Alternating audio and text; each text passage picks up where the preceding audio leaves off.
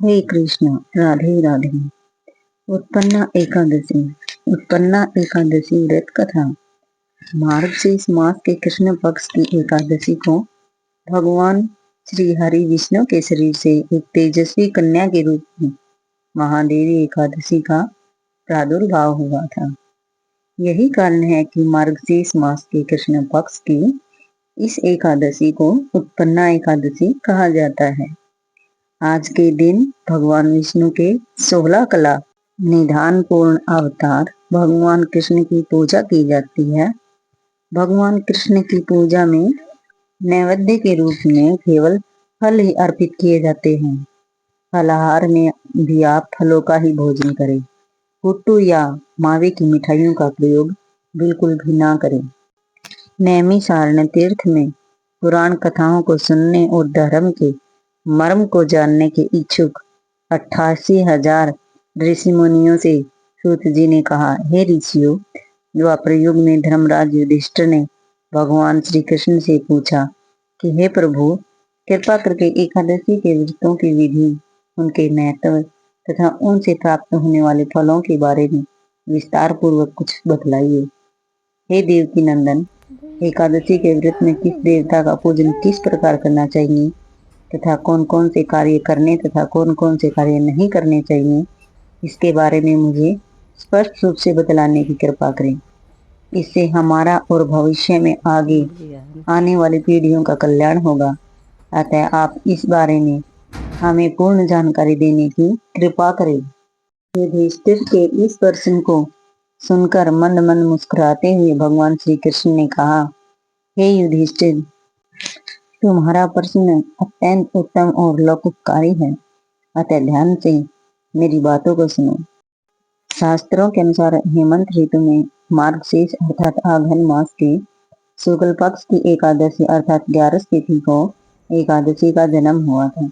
यही कारण है कि इस एकादशी को उत्पन्ना एकादशी कहा जाता है और इसका प्रारंभ भी माना जाता है। एकादशियों का व्रत महान कल्याणकारी देवी एकादशी के जन्म की कथा सुनाने से पहले मैं तुम्हें इन व्रतों का विधान बतलाता हूँ। उसे ध्यान पूर्वक सुनो और फिर प्रत्येक एकादशी के व्रत में इस विधान का पालन करो। भगवान श्री कृष्ण आगे बोले, हे कुंती पुत्र, एकादशियों के व्रत में अन्न खाने का पूरी तरह निषेध है। अतः दशमी को साय भोजन करने के बाद मुख व दांतों को दातून आदि से भली प्रकार साफ कर लेना चाहिए, जिससे दांतों में किसी प्रकार का अन्न फंसा न रह जाए। रात्रि में कुछ भी खाना पीना नहीं चाहिए और अधिक बोलना भी वर्जित है। एकादशी को प्रातःकाल ब्रह्म मुहूर्त में उठकर सर्वप्रथम व्रत का संकल्प करें। इसके पश्चात शौच आदि से निवृत्त होकर नदी, तालाब, बावड़ी अथवा कुएं पर नित्य क्रियाओं से निवृत्त होकर स्नान करें। यह एकादशी का पवित्र व्रत चोर, पाखंडी, पर नारीगामी, निंदक, मिथ्याभाषी और किसी भी पाप करने वाले पुरुष व स्त्री को नहीं करना चाहिए और न ही एकादशी व्रत करने वालों को ऊपर बताए हुए दुर्गुणों वाले व्यक्तियों से बात करनी चाहिए। यदि भूल से ऐसे लोगों से वार्तालाप हो भी जाए तो प्रायश्चित के रूप में भगवान सूर्य देव के दर्शन करने से यह पाप दूर हो जाता है। स्नान के उपरांत धूप, दीप, नैवेद्य आदि 16 वस्तुओं से श्री विष्णु भगवान का पूजन करें और रात्रि को दीप दान करें। यह श्रेष्ठ कर्म सच्चे हृदय से भक्ति तथा श्रद्धा से युक्त होकर करना चाहिए। रात्रि में सोना तथा इष्ट प्रसन्न करना वर्जित है। एकादशी की समस्त रात्रि भजन, कीर्तन, मनन, सत्संग आदि करना चाहिए। पहले कभी जाने या अनजाने में जो पाप हुए हैं उनके लिए प्रभु से क्षमा प्रार्थना करनी चाहिए। गुणी और धर्मात्मा स्त्री पुरुषों को चाहिए कि कृष्ण पक्ष तथा शुक्ल पक्ष दोनों ही पक्षों की एकादशियों को समान समझे।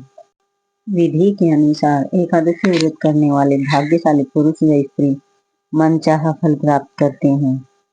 शंखोद्धार तीर्थ में स्नान करने के पश्चात श्री कृष्ण भगवान के दर्शन करने से जो फल प्राप्त होता है वह एकादशी व्रत के 16वें भाग के समान भी नहीं है, ऐसा शास्त्रों का मानना है।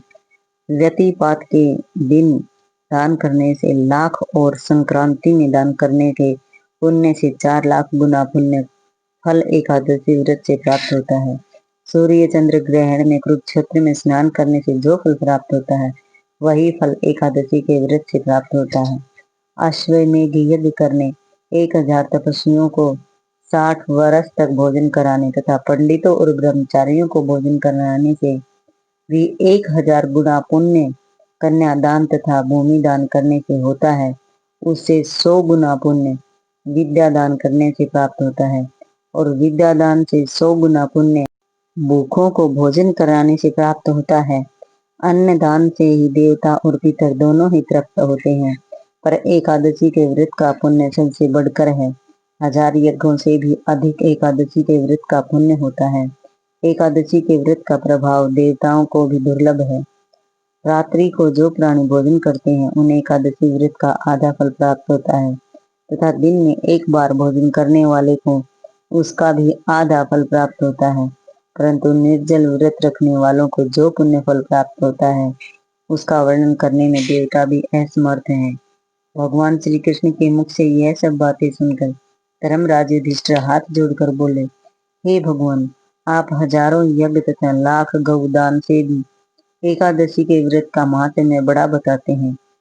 इसीलिए प्रभु अब यह भी बताने की कृपा करें कि यह तिथि सब तिथियों से उत्तम क्यों मानी जाती है। इसको जानने की मेरी बड़ी ही अभिलाषा है। युधिष्ठिर की बात सुनकर भगवान श्री कृष्ण बोले, हे युधिष्ठिर, सतयुग में मुर नामक एक भयंकर दैत्य था। वह बड़ा बलशाली और भयानक था। उस भयानक और प्रचंड शक्तिशाली दैत्य ने इंद्र, आदित्य, वसु, वायु, अग्नि आदि समस्त देवताओं को पराजित करके स्वर्ग से भगा दिया। तब इंद्र सहित सब देवताओं ने भयभीत होकर के भगवान उमापति भोले शंकर को अपने दुखों का कारण और उस भयानक दैत्य का सारा वृतांत कह सुनाया।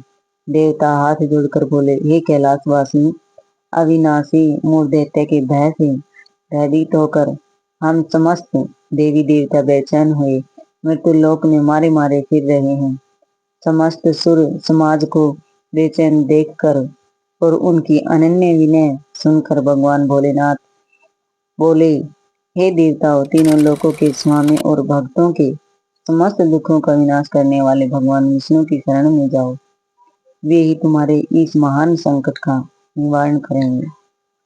भगवान शिव जी की यह बात सुनकर इंद्र और सभी देवता एकत्रित होकर क्षीर सागर, जहाँ शेषनाग की शैया पर भगवान श्री हरि विष्णु भगवान कमलापति शयन कर रहे थे, वहां पर जा पहुंचे। वहां पहुंचकर भगवान विष्णु को सोते देखकर सभी देवता हाथ जोड़कर और मस्तक होकर स्तुति और विनती करने लगे। देवताओं ने कहा, हे शंख चक्र गदा पद्म तथा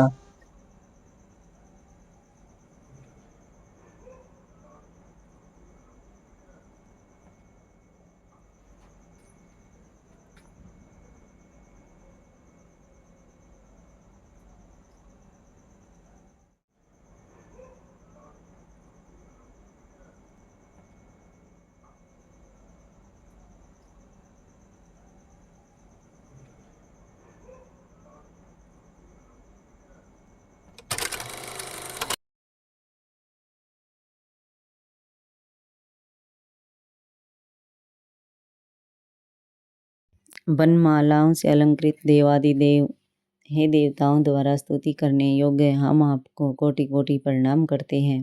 हे सूर नर मुनि जन की रक्षा करने वाले महाप्रभु, आपको बारंबार नमस्कार है। हे दया के धाम प्रभु, आप हमारी रक्षा कीजिए। दैत्यों से भयभीत होकर हम आपकी शरण में आए हैं।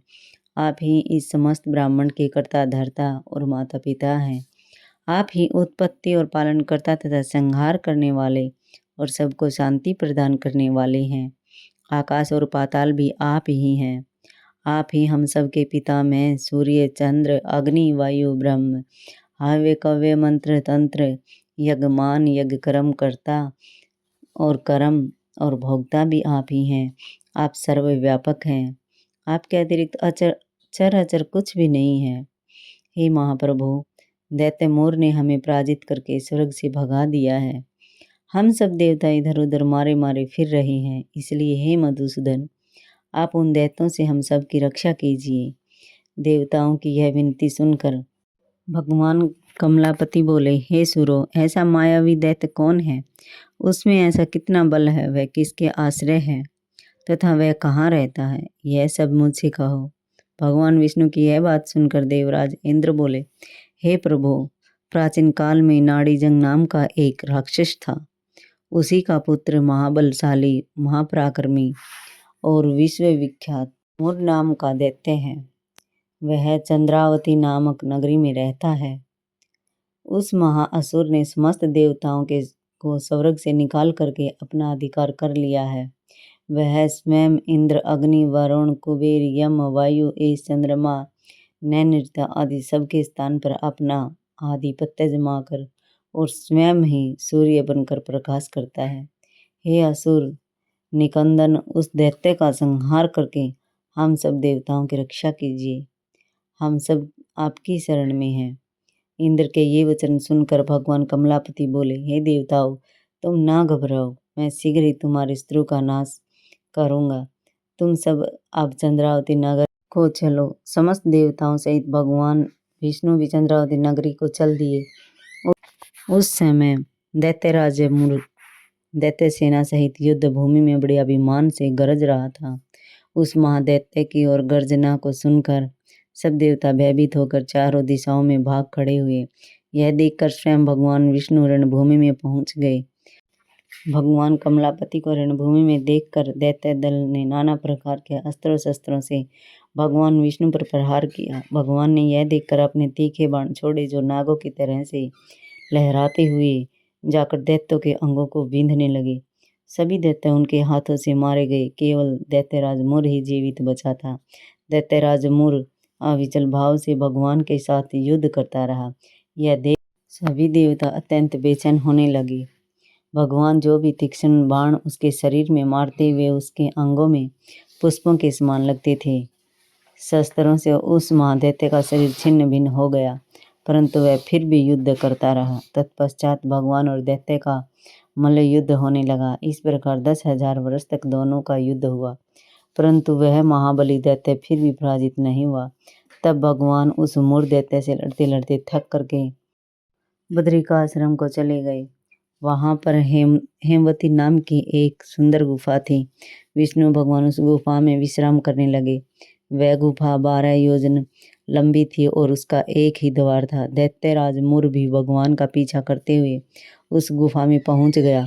वह दैत्य भगवान विष्णु को सोया हुआ देखकर उन्हें मारने के लिए उद्यत हुआ। वह अभी मारने का प्रयत्न ही कर रहा था कि उसी क्षण विष्णु भगवान के शरीर में से एक अति तेजस्वी तथा अत्यंत प्रभावशाली कन्या अस्त्र शस्त्र धारण किए हुए उत्पन्न हुई। उस कन्या के बल पराक्रम को देखकर आश्चर्यान्वित हुआ मूर उसके साथ युद्ध करने लगा।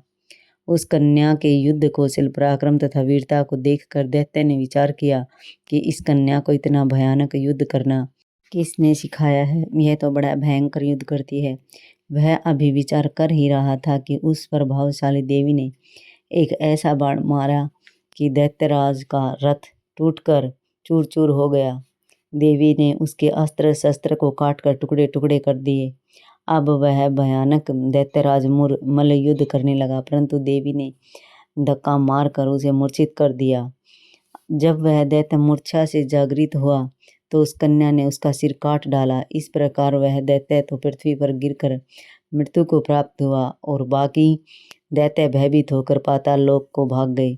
जब भगवान विष्णु की निद्रा टूटी तो उन्होंने मूर दैत्य के कटे हुए सिर तथा दोनों हाथ जोड़कर खड़ी हुई एक कन्या को देखा। भगवान उस कन्या से पूछने लगे, हे देवी, जिस दैत्य के भय से इंद्र आदि सभी देवता भयभीत होकर स्वर्ग को छोड़कर भाग गए थे, उसको किसने मारा है?